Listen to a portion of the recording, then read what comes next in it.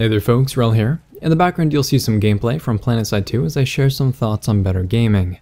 When a conversation about games comes up between myself and a more casual gamer, it can sometimes be frustrating, like we're from completely different worlds.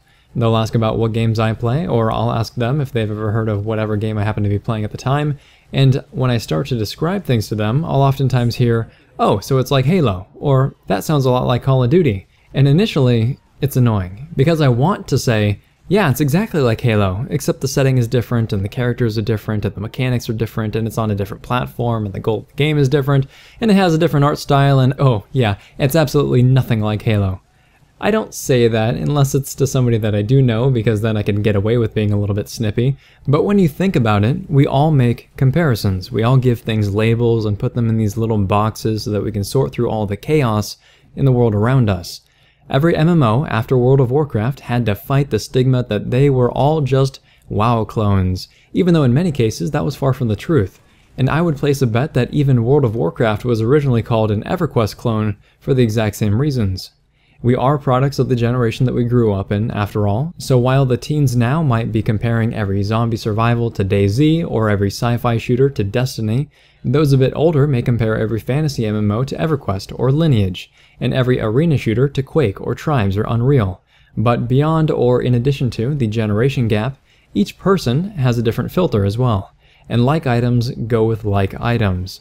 With less experience, we have fewer boxes available to sort them in, so we just kind of lump everything together and call it good, but with more experience, we have a more intricate filing system and make more educated comparisons. We do this to ourselves and to one another as well. When you're in-game, maybe you're just that noob with low KDR, or when you're speaking with your outfit, you're Megazord 936. Or when you're with friends, you're John or Sarah. When you're with family, you're dad or mom or son or daughter. And when you're at work or in public, you're something completely different altogether. So really, is it any wonder that we segregate the games that we play into these sort of archetypical categories? I do believe though that titles, labels, they can sometimes get in the way of critical thinking and personal connection. If there's a review that says Guild Wars 2 is basically a WoW clone, is it really? No. Will that keep me from playing it? Maybe, depending on the person who's reading the review. Your friend says that X person is a jerk or an idiot. How will that influence your outlook on that person the first time you meet them? Will you be looking for all the flaws because you know or at least expect that they exist? Chances are, yeah, probably, even if you aren't aware that you're actually doing it. I don't necessarily think that this sort of labeling is a problem in itself though. Annoying? Absolutely. Inconvenient? For sure. But it's not a good thing or a bad thing, it's just a thing.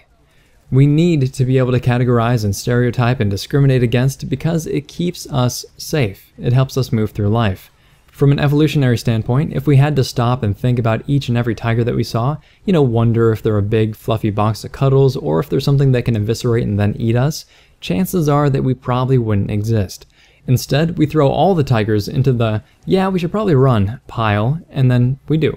We run and we're safe, and if one of those tigers does in fact turn out to be a big fluffy box of cuddles, then we can make an exception for them. Just like we can make an exception for our friends when they do something that we wouldn't normally approve of. Just like we can make an exception for our family when our brother or our sister makes a drastic, life-altering screw-up. To everyone else though, we are what they perceive us to be. When a sci-fi first-person shooter goes into development, you understand that, well, we're going to be compared to Destiny, so what do we do about it? How do we alter their perceptions? If you stick out your chest and say, we're not Destiny, stop saying that, you're wrong, that probably won't go so well for you. It shouldn't be your job to convince anyone. It should be your job to create a superior product. Maybe you defy expectations. Maybe you invite Destiny players into your closed beta so that they can provide you with feedback on how they think Destiny is lacking, how you can alleviate their concerns, and then take to heart the lessons that those players are sharing. Eventually, when popular opinion becomes a little less popular, the paradigm will shift. When you build a connection with those players, with those people, you break down the convenient barrier that a label, a title, or a stereotype had given them. You become their exception, and maybe, eventually, the rule. This change in perception is the same for game development as it is in real life. You don't need to convince people that you are what you think you are, because to someone else, you may not be. Instead, you give, you share, and you enrich the lives of people who will listen, the people who have an interest, and the connections that you cultivate will hopefully and eventually drown out the labels that you find more negative and construct more favorable ones instead. You will be labeled, you will be categorized, simplified, but what we do with those titles, how we choose to defy expectations and alter perceptions, is how we, ourselves, can make our neighborhood, our environment, and the world around us a better place.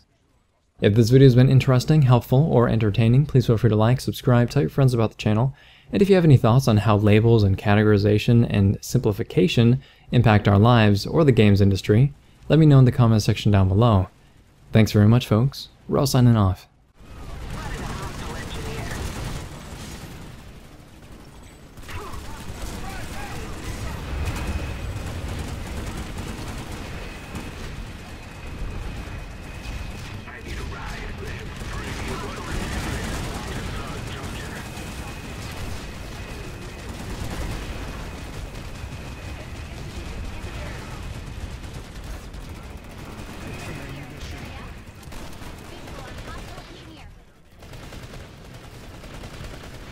What are you doing? Don't fool around, man. This is war, man.